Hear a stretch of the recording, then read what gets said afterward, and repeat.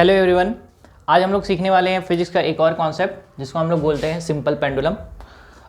बच्चों, मेरी हमेशा से ऐसी कोशिश रहती है कि आपको बहुत अच्छे तरीके से समझाया जाए, तो आज फिर से वही कोशिश करने वाला हूँ और आप को सेशन एंड होते होते आपको बहुत अच्छे तरीके से समझ में आ जाएगा कि सिंपल पेंडुलम है क्या। और ये एग्जाम्पल है सिंपल हार्मोनिक मोशन का। आपको पता है ना, सिंपल हार्मोनिक मोशन के बारे में हम लोगों ने 2-3 लेक्चर्स में किए थे। तो सिंपल हार्मोनिक मोशन के एग्जाम्पल्स जिसको हम लोग बोलेंगे सिंपल पेंडुलम, बहुत ध्यान से इसको समझने वाले हैं, ठीक है ना। चलिए देखते हैं सर सिंपल पेंडुलम है क्या। तो लिखेंगे a simple pendulum, simple pendulum consist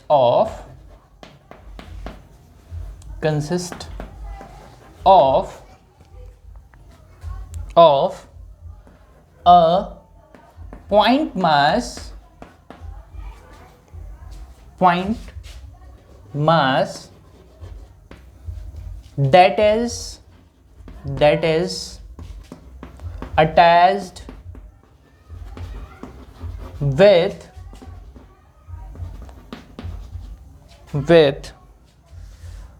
an inextensible string that is weightless also, with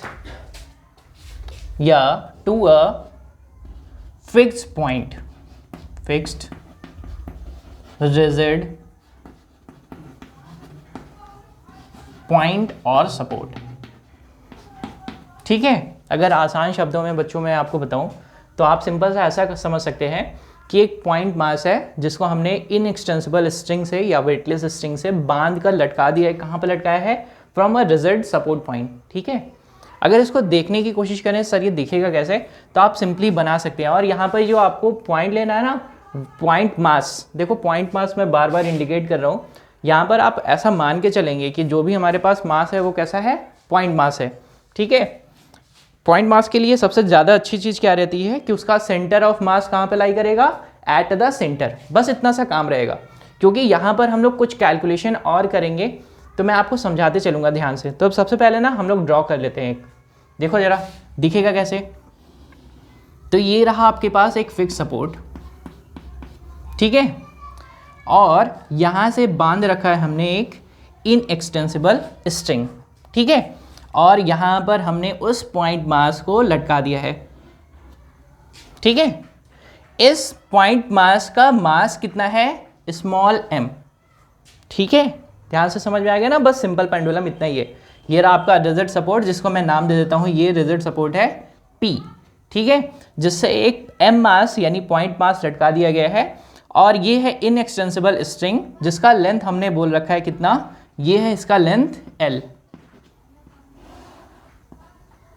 ठीक है, जिसका लेंथ कितना है? L।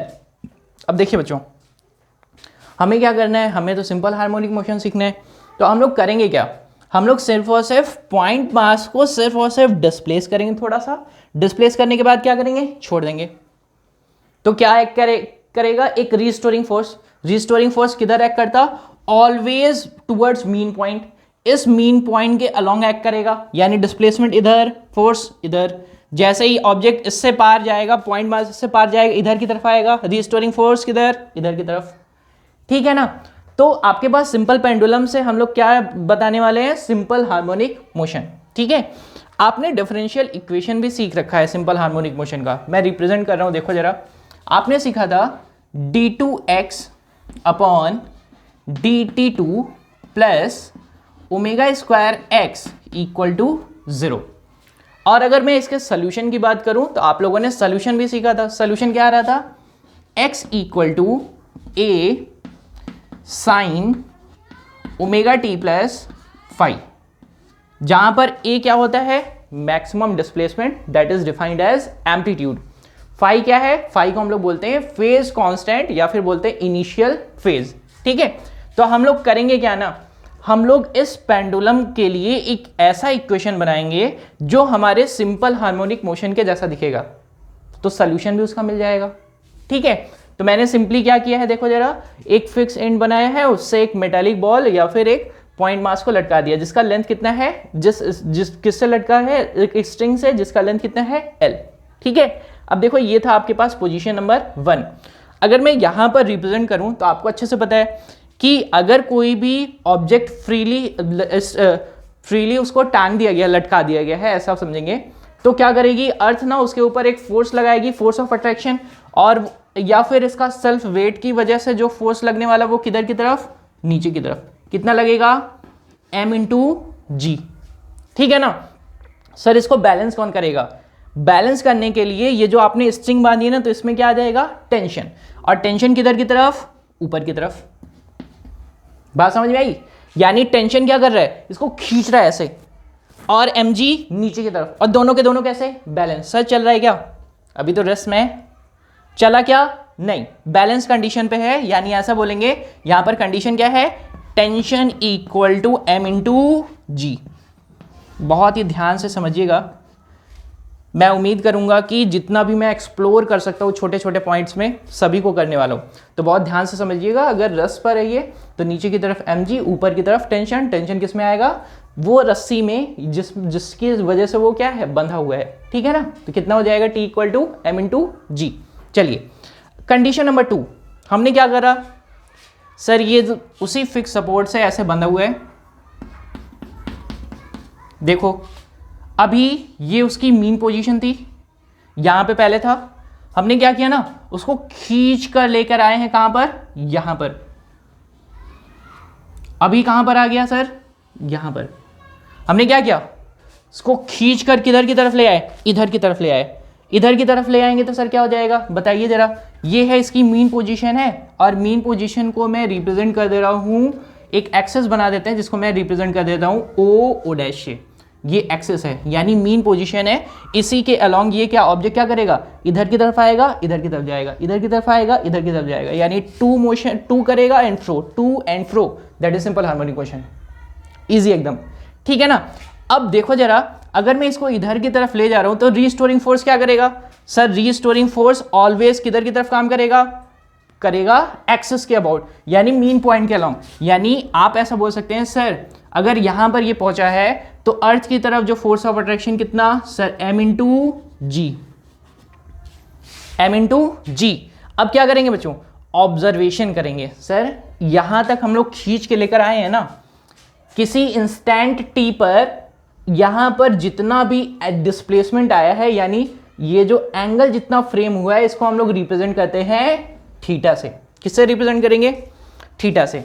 और बच्चों इस थीटा को हम लोग बोलते हैं, थीटा को क्या बोलते हैं, एंगुलर डिस्प्लेसमेंट, इसको बोलते हैं एंगुलर डिस्प्लेसमेंट। ठीक है, थीटा को क्या बोलते हैं, एंगुलर डिस्प्लेसमेंट। कब हमें मिला है, एट एनी इंस्टेंट, किस इंस्टेंट पर, टी पर। एट इंस्टेंट टी पर कोई भी एंगल फ्रेम करता है, कितना हमने डिस्प्लेसमेंट ऑब्जर्व किया, थीटा। ठीक है, और अर्थ की तरफ कितना या फिर इसके सेल्फ वेट की वजह से जो भी फोर्स ऑफ अट्रैक्शन टुवर्ड्स अर्थ है वो कितना, m/g। अब आप मुझे बताइए जरा, ध्यान से समझिएगा, यहां पर अगर मैं ड्रॉ करूं और इस लाइन को थोड़ा सा आगे की तरफ बढ़ाऊं, if this angle is theta, तो ये एंगल कितना हो जाएगा, थीटा। सर रस्सी में क्या है, रस्सी में तो टेंशन है, और टेंशन किधर की तरफ काम करेगा सर, इधर की तरफ, टी। देखो किधर की तरफ काम कर रहा है, टेंशन इधर की तरफ काम कर रहा है, तो सर टेंशन इधर की तरफ काम करेगा। अब ये रहा है आपका mg, तो इस mg को क्या करेंगे, रिजॉल्व करेंगे सर दो कंपोनेंट में। कैसे सर, रिजोल्यूशन ऑफ वेक्टर से। अब resolution of vector sir, theta ये है, mg ये है, तो इसका ये कंपोनेंट कितना हो जाएगा, ये कंपोनेंट हो जाएगा mg cos थीटा। इसका ये कंपोनेंट कितना हो जाएगा, इसका ये कंपोनेंट हो जाएगा mg sin थीटा। क्या हो जाएगा बच्चों, mg sin थीटा। बात एकदम क्लैरिटी के साथ आनी चाहिए। सर डिस्प्लेसमेंट इस तरफ, रीस्टोरिंग फोर्स इस तरफ। देखो जरा, यहां पर t किसको बैलेंस करेगा, mg cos थीटा को। इक्विलिब्रियम कंडीशन अप्लाई करें, सच नहीं चलने की कंडीशन क्या थी, t इक्वल टू mg। अगर ये टी ये इसको बैलेंस कर रहा है तो अनबैलेंस फोर्स कितना सर mg साइन थीटा, जिसकी वजह से क्या करेगा ये फिर से इधर की तरफ आएगा, यानी ये टी बराबर कितना mg cos थीटा। ये दोनों कैसे रहेंगे बैलेंस्ड। सर अनबैलेंस कितना बचा mg साइन थीटा, अनबैलेंस कितना है mg साइन थीटा। एक बात का और ध्यान रखेंगे सर, ये अगर मैं डिस्प्लेसमेंट को अगर इस साइड में पॉजिटिव एक्सेस ट्रीट कर रहा हूं तो इधर की तरफ कैसे लोग रहेंगे निगेटिव, और अगर मैं इस थीटा को एंगुलर डिस्प्लेसमेंट को पॉजिटिव साइड ट्रीट करूं तो हमेशा रिस्टोरिंग फोर्स कैसे एक्ट करेगा उसके अपोजिट। तो आप इसको लिखने वाले हैं दैट इज अनबैलेंस फोर्स कितना माइनस mg साइन थीटा। बहुत ध्यान से समझिएगा, इसी फोर्स की जरूरत है आपको।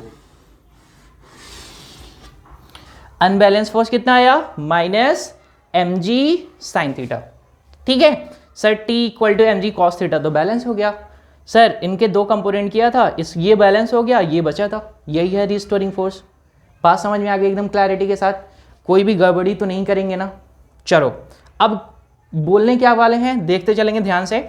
मैं कुछ पोर्शन रब करते चलूंगा ताकि आपका ध्यान यहीं पर बना रहे। अब देखो जरा, मैं एक काम करता हूँ ना, इसको हटा देता हूँ।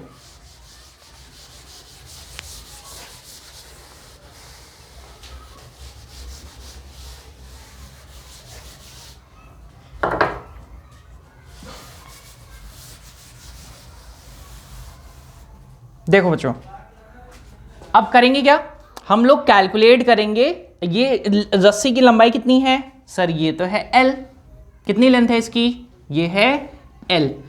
अब आप मुझे बताओ जरा, अगर कोई ऑब्जेक्ट रोटेट कर रहा है ना इस फिक्स एक्सिस के अबाउट, क्या कर रही है ये ऑब्जेक्ट क्या कर रहा है रोटेट कर रहा है, सही इधर जा रहा है, इधर आ रहा है, इधर जा रहा है, इधर आ रहा है। अगर कोई रोटेट करता है तो रोटेशनल फोर्स यानी फोर्स का रोटेशनल एनालॉगी क्या होता है टॉर्क। तो हम लोग ऐसे लिखेंगे टॉर्क, टॉर्क क्या होता है torque equal to rotational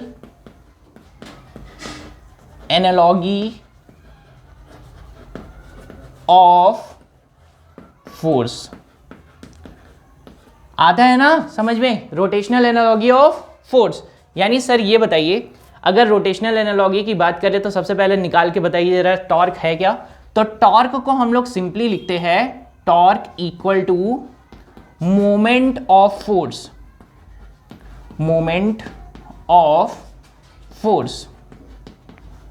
moment of force का मतलब होता है that is product of force, force कितना है अनबैलेंस वाला कितना है mg sine theta minus mg sine theta into कितना द लेंथ ऑफ द, या फिर आप क्या बताते हैं the distance from the axis of rotation. जितनी भी डिस्टेंस होगी from the axis of rotation से, तो कितनी है L, ठीक है। तो आपके पास टॉर्क कितना आ जाएगा बच्चों, टॉर्क इक्वल टू आ जाएगा that is minus mg sine theta into L। इसको बना देते हैं इक्वेशन नंबर 1, इसको बना देते हैं इक्वेशन नंबर 1। मैं एक बार रिकॉल कराता हूं, बहुत ध्यान से समझिएगा। सिंपल पेंडुलम का मतलब है एक मेटालिक बॉल या फिर एक बॉब जिसका मास कैसा है पॉइंट मास, जिसको हम लोगों ने मास कितना कंसीडर किया था m। सिंपली क्या करेंगे, इसको इनएक्सटेंसिबल स्ट्रिंग या फिर थ्रेड से लटका देंगे। जो रस्सी लगाई है हमने वो कभी भी तनने वाली नहीं है, जिसकी लेंथ कितनी है L। नीचे की तरफ फोर्स कितना लगेगा that is mg towards earth by the earth in the by the earth, और जो कि किसके बराबर होगा टेंशन के बराबर होगा। सिंपली क्या करेंगे, इसको एट इंस्टेंट t पर कुछ डिस्प्लेसमेंट देकर छोड़ देंगे। यहाँ पर डिस्प्लेसमेंट को मैंने रिप्रेजेंट कर रखा था थीटा से, थीटा क्या है एंगुलर डिस्प्लेसमेंट, ठीक है। और यहाँ पर एट एनी इंस्टेंट क्या होगा, ये t और ये दोनों बराबर होंगे। अनबैलेंस फोर्स कौन सा होगा mg साइन थीटा। और आपको अच्छे से पता है कि जो भी हमारा डायरेक्शन ऑफ डिस्प्लेसमेंट है उसके अपोजिट है, तो हम लोगों ने कैसा ट्रीट कर रखा है उसको माइनस mg साइन थीटा। और अगर मैं टॉर्क की बात करूं तो टॉर्क आपको मिल जाएगा that is rotational analogy of force, जिसको हम लोग बोलते हैं moment of force. Moment of force का मतलब है फोर्स इनटू डिस्टेंस, ठीक है ना। तो आप सिंपल सा करने वाले हैं दैट इज फोर्स कितना और ये है रही उसकी डिस्टेंस, ठीक है। बात एकदम समझ में आ गई है कायदे से। अब देखिए जरा, आप लोग को पता है that is theta angular displacement है, तो अगर मैं एंगुलर वेलोसिटी कैलकुलेट करूं तो एंगुलर वेलोसिटी क्या होगा बच्चों? एंगुलर वेलोसिटी हो जाएगा D theta upon d T. ठीक है, पक्का ना? कोई गड़बड़ तो नहीं करेंगे? अब देखिए जरा, अगर मैं एंगुलर एक्सेलरेशन की बात करूं तो एंगुलर एक्सेलरेशन क्या होगा? एंगुलर एक्सेलरेशन होगा d two theta upon d t two. यानी sir derivative of angular displacement is called angular velocity and double derivative of angular displacement is called angular acceleration. ठीक है, तो आपके पास एंगुलर एक्सेलरेशन क्या आ जाएगा? ये आ गया। बच्चों ध्यान दीजिए, अगर मैं आपसे पूछूं, अभी मैं ये क्या करता हूं ना कि इसको रब कर देता हूं, इसकी अब ज़रूरत नहीं है मुझे। ठीक है, इसकी ज़रूरत नहीं है, इसको बना देते हैं इक्वेशन नंबर 1 बनाया था, इसको बना देते हैं इक्वेशन नंबर 2। देखो अभी क्या करेंगे? सिंपली लिखेंगे। सर एक चीज़ और बताइए, क्या आपको पता है मोमेंट ऑफ इनर्शिया क्या होता है? मोमेंट ऑफ इनर्शिया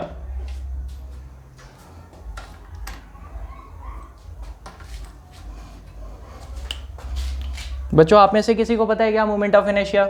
देखो सर, मोमेंट ऑफ इनर्शिया को हम लोग रिप्रेजेंट कर देते हैं आई से। और क्या बोलते हैं मोमेंट ऑफ इनर्शिया को? क्या बोलेंगे? सर इस पॉइंट ऑब्जेक्ट का मास बता दो। ठीक है सर, m है।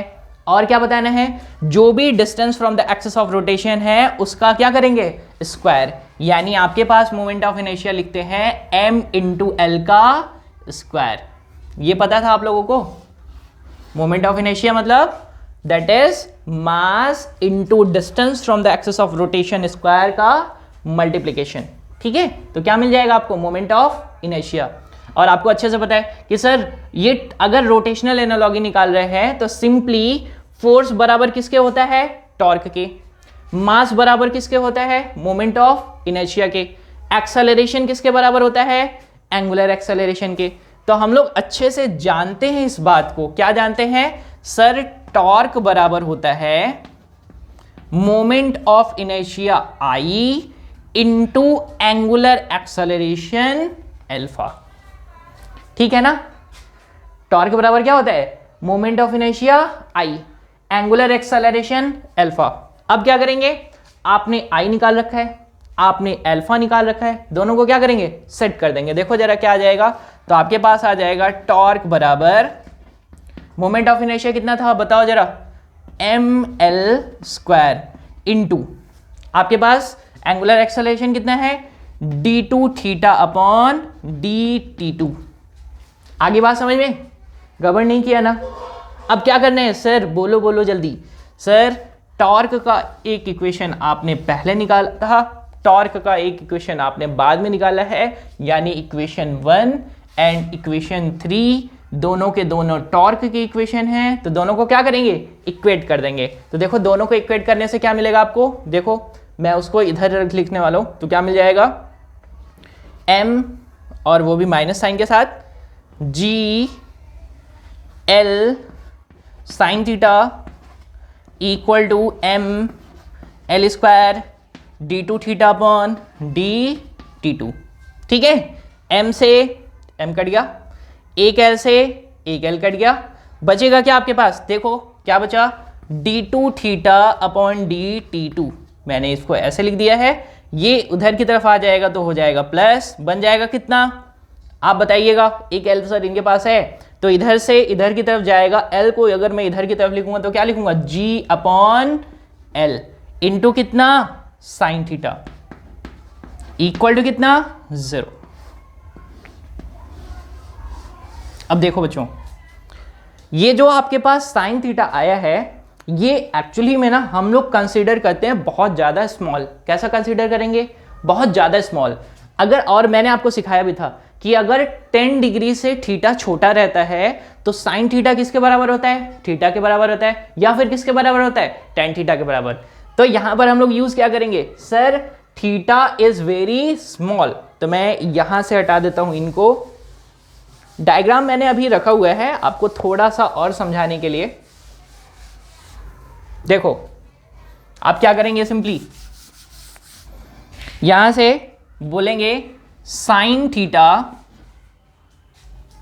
Equal to theta when theta is very small.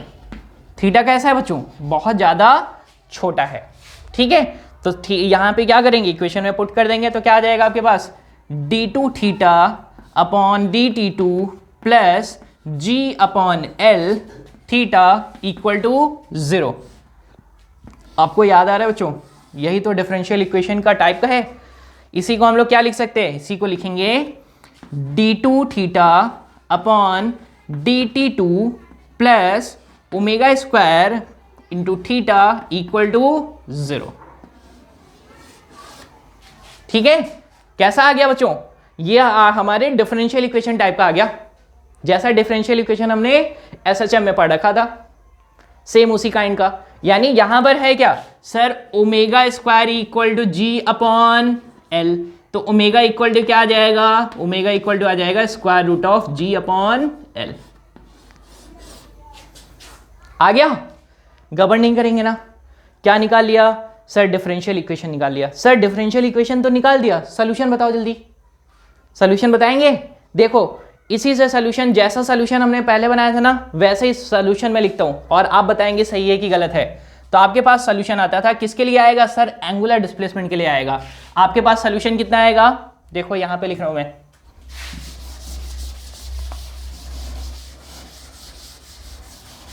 आपके पास सॉल्यूशन आ जाएगा, कितना आने वाला है, आपके पास आ जाएगा theta equal to amplitude, amplitude कितना, थीटा का मैक्सिमम वैल्यू, और क्या आ जाएगा sine omega t plus five, जहां पर फाइव क्या है बच्चों, फेज कांस्टेंट या फिर इनिशियल फेज। थीटा में एक्स क्या है, मैक्सिमम एंगुलर डिस्प्लेसमेंट।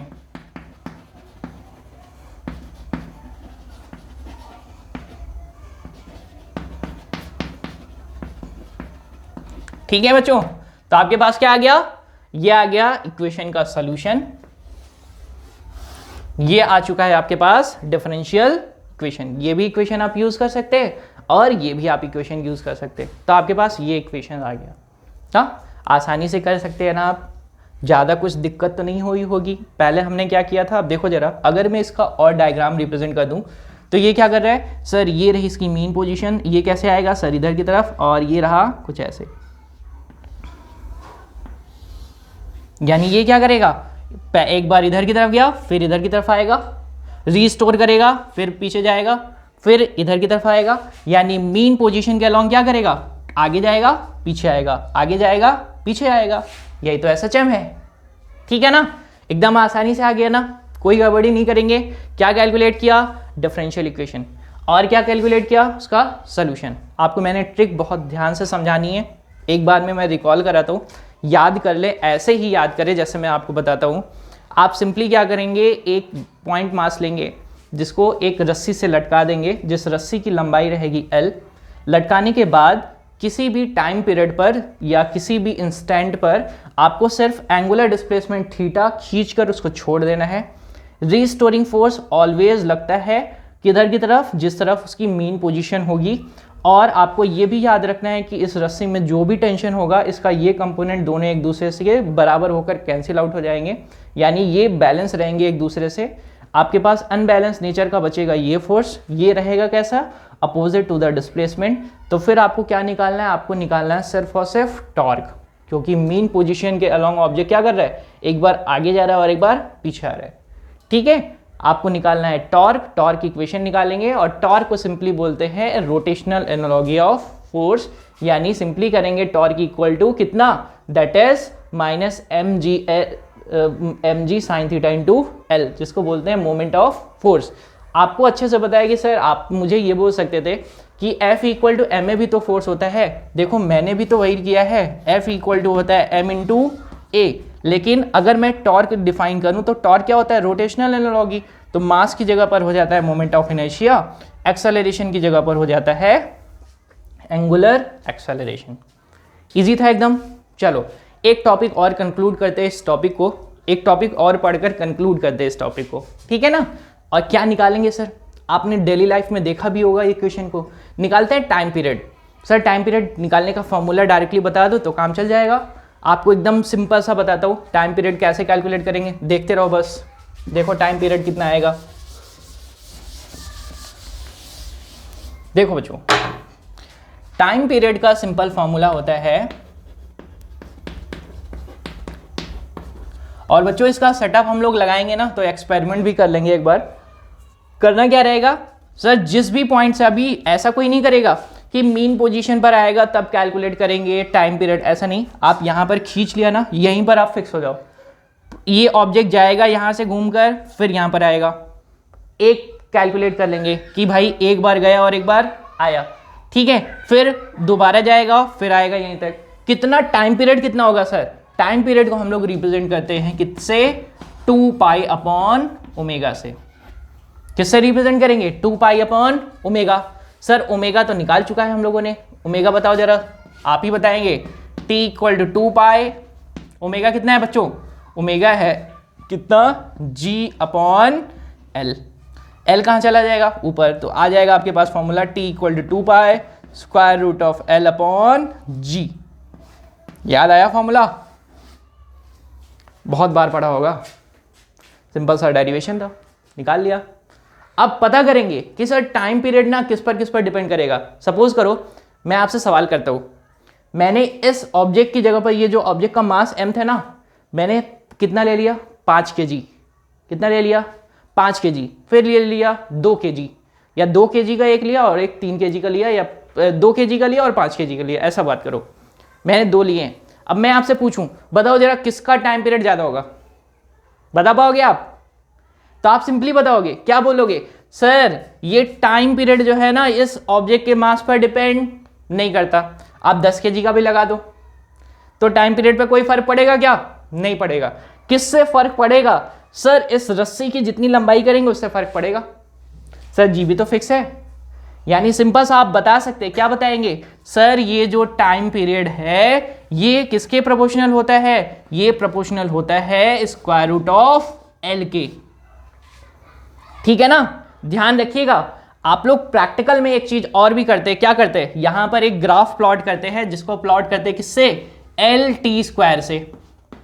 आप जब लैब करेंगे तो आपको एल टी स्क्वायर प्लॉट मिलेगा, ठीक है। उसके बारे में डिस्कशन हम लोग फर्दर करेंगे।